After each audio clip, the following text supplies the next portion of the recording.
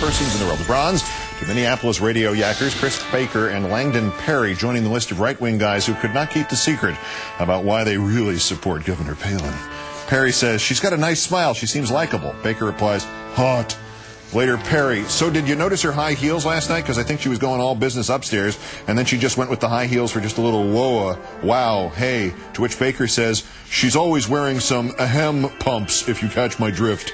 And then he adds, I think she should have had a little cleavage going there. And then he adds, I noticed a panty line on her.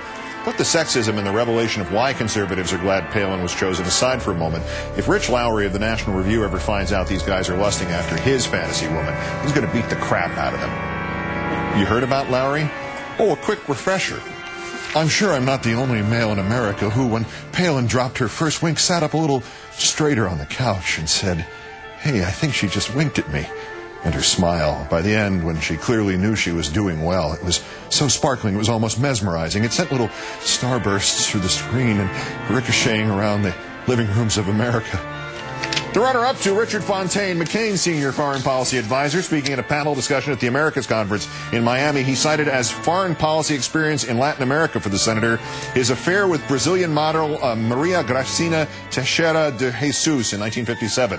Quote, I guess it was last week, that his old girlfriend in Brazil has been found from his early days when he was in the Navy and was interviewed. She's a somewhat older woman now than she was then, but it sort of speaks to the long experience he has had in the region in the most positive terms. Long experience, you say. Well, that explains why all the conservatives are treating Governor Palin like she'd just been added to the ticket as vice president and pin-up model.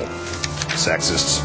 But our winner, Senator Joe Lieberman, on Fix News yesterday, he was asked if John McCain was going to bring Jeremiah Wright into the campaign. His answer, McCain didn't like that approach. Senator McCain feels that same way about bringing Reverend Wright through his campaign, and that's the kind of line drawing that I think John McCain is all about. Sarah Palin's answer to Bill Kristol's question in the New York Times today. I don't know why that association isn't discussed more. Appalling things, sense of condoning it, something about character.